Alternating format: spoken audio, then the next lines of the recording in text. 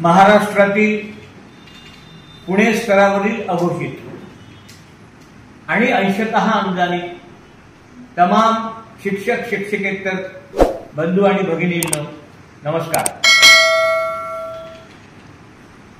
2 दिवसांपूर्वी मी 1 नोव्हेंबर 5 पूर्वी नियुक्त ज्यांना जीपीएफ, डीसीपीएस, एनपीएस काहीच नाही अशा लोकांच्या जुन्या पेन्शन केस करता दिल्लीला होतो। त्याची व्हिडिओ क्लिप आपण ऐकली। काल मी पुण्याला होतो, माननीय संचालक महोदयांसोबत बैठक होती। रेग्युलर निधी जो पगाराचा आहे तो काल पुण्याहून देखील सोडला। आता वाढीव निधी जो आहे, वाढीव निधी म्हणजे नीट समजावून घ्या, अंशतः अनुदानितचे अनेक लेखाशीर्षाचे पगार अनेक जिल्ह्यात अनेक शाळांचे अर्धवट राहत होते। ते राहू नये म्हणून हा पगार रेग्युलर करण्यासाठी लागणारा वाढीव निधी त्याची फाईल अर्थ खात्यात आहे आणि तो देखील 7-8 दिवसात सोडतो। आता मुद्दा आहे की मी मुंबईला होतो, मी एक व्हिडिओ दिला। तो व्हिडिओ होता 22-23 ला ज्या शाळेतील शेवटच्या वर्गाची पटसंख्या कमी आहे तेवढा पुरता मर्यादित होता। पण कोणीतरी कॅप्शन तयार केलं, अघोषित शाळांना अनुदान मिळणार नाही, श्रीकांत देशपांडे कोर्टात जाणार, आणि मला फोन येणं सुरू झालं। एका बहादराने तर असा मेसेज पाठवला की साहेब जरा व्हिडिओ देताना अभ्यास करून द्या, नाही तर इथे शिक्षकांना हार्ट अटॅक येईल। आता माझ्या व्हिडिओला कॅप्शन देणं माझ्या हाती होतं का? ते कुठल्या तरी चॅनलने दिलं। आपण पूर्ण ऐकून आपलं मत बनवायला नको का? आपण तो पूर्ण ऐकायला पाहिजे होता। मी फक्त आणि फक्त 22-23 ला विद्यार्थी संख्या शेवटच्या वर्गाची ज्यांची नाही त्यांच्याकरता तो मर्यादित होता।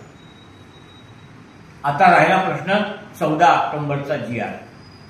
मी त्याच व्हिडिओमध्ये सांगितलं की हा GR अधिक्रमित होणार आहे। आजही जाणीवपूर्वक सांगतो, हा GR अधिक्रमित होणार आहे। मग नवा GR काय असेल? नवा GR काय असेल आता अद्यापपर्यंत त्याची माहिती नाही। अद्यापपर्यंत कॅबिनेटनी जो काही ठराव मंजूर केला त्याचं इतिवृत्त डिपार्टमेंटकडे आलेलं नाही। ते सोमवारी किंवा मंगळवारी येणार आहे। ते इतिवृत्त आल्यानंतरच तो GR तयार होईल।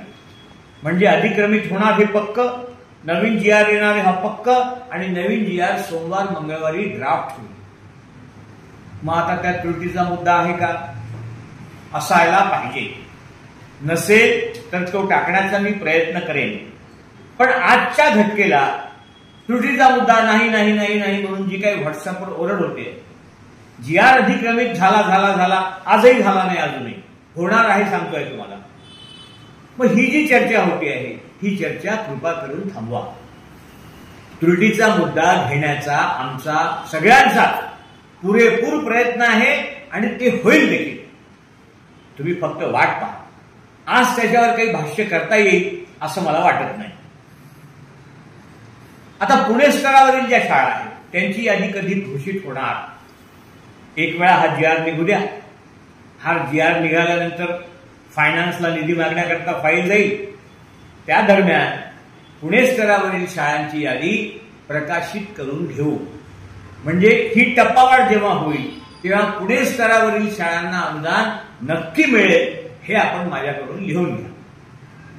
आता हे पेमेंट जमा कधी होणार आपल्या खात्यात? गिरीश महाजनांनी म्हटलं होतं की ते 18 तारखेला तुमच्या खात्यात येईल। मी असं म्हटलं होतं की ऑगस्ट पेड इन सप्टेंबर मिळेल। मग आता नेमकं काय होणार?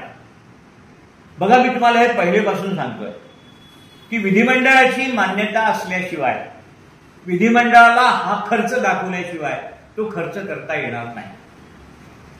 मी मुख्यमंत्र्यांना बैठकीत हे देखील म्हटलं, म्हणजे माझ्या बैठकीला संतोष वाघ असतील किंवा जे कोणी असतील त्यांना विचारून बघा तुम्ही। मी हे देखील बोललो मुख्यमंत्र्यांना की साहेब विधिमंडळाला ही बाब दाखवणं जरुरी आहे। त्याच्यामुळे आपण विधिमंडळात आज 1 रुपयाची तरतूद करा, विधिमंडळाची मान्यता घ्या आणि मग निधी द्या। फडणवीस साहेब बोलले होते की तुम्ही काळजी करू नका, आपण विधिमंडळाकडून कार्योत्तर मान्यता देऊ आज रोजी मी तुम्हाला कुठून कुठून निधी जमा करून देतो आणि तुमचा पगार करतो.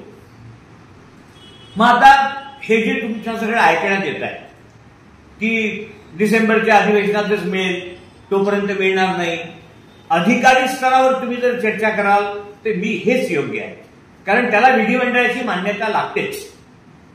पण जर राजकीय इच्छाशक्ती पाहिली, मुख्यमंत्र्यांनी जे सांगितलं ते जर करायचं असेल तर त्याला विधिमंडळाची कार्योत्तर मान्यता देखील घेता येऊ शकते.